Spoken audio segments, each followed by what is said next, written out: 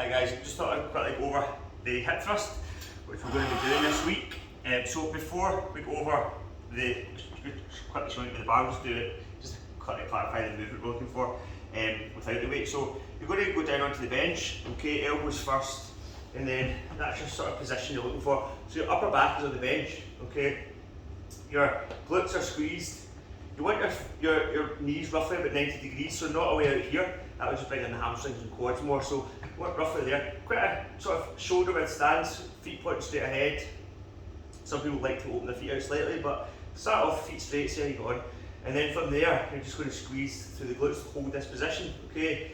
Then from there, you will lower yourself down, okay, like so.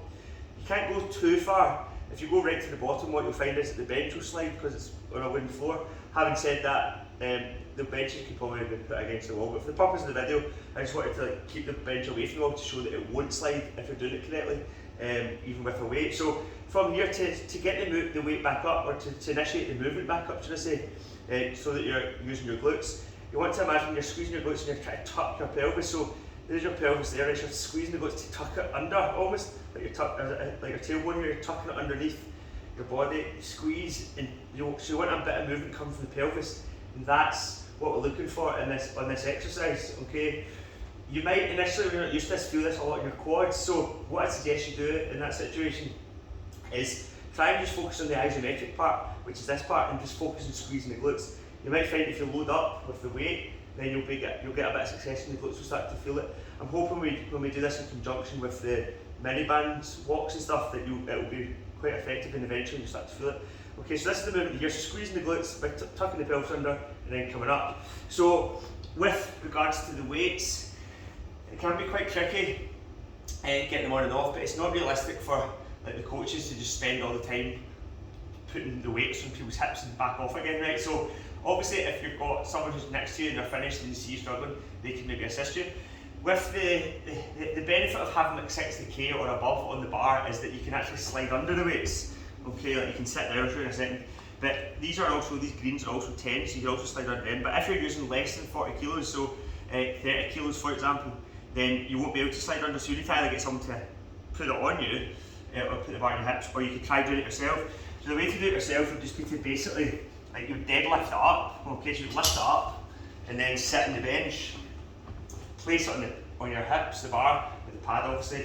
The pad, obviously there's a wee bit of the pad that's like got a groove in it, so you need to line that up to make sure that the groove is, but there's a gap in the pad basically at one point. You want to line that up so it's facing upwards so that all the pad is on your hips, so that it's not uncomfortable. So from there you would just sort of like slide down, you trap the bar in between the groove at your hips and your upper thigh, and then from there you would just start your movement, okay?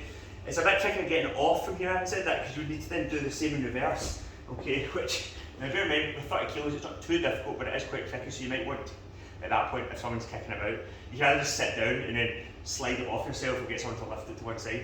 But if it's at this weight, okay, if it's at 40k with the 10k green plates or above, it's a bit easier, because you just slide it up, okay? It sits in the groove. You put your elbows on the bench. Now, as I said, you can do this with the bench against the wall, but you can do it without that as well.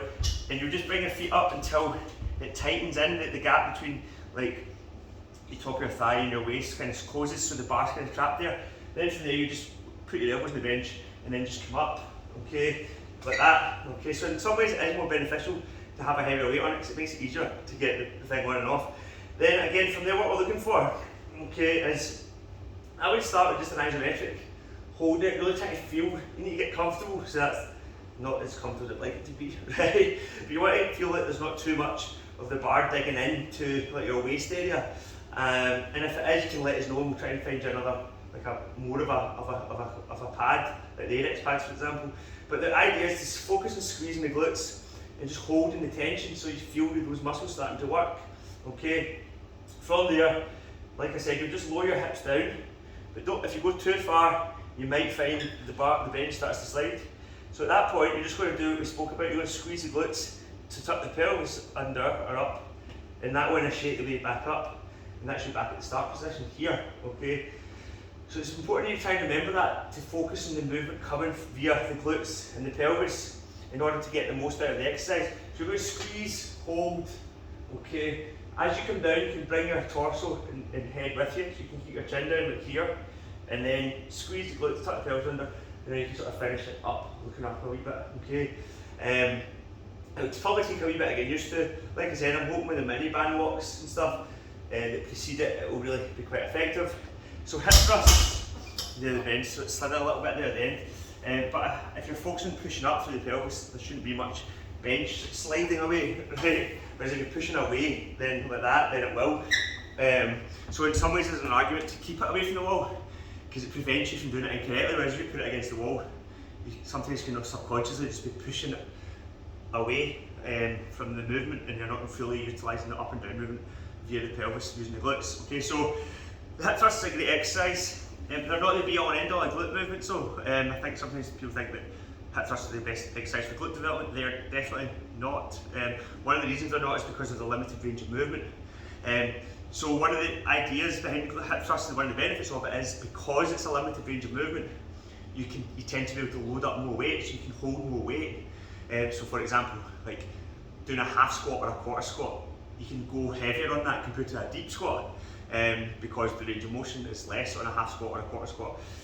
So it's the same for hip thrusts, and you can't obviously do it. It's a limited range of movement. There's not a huge amount of eccentric contraction through the glutes. It's all about the concentric, it's all about the way up, it's all about holding a huge load at the top of the movement.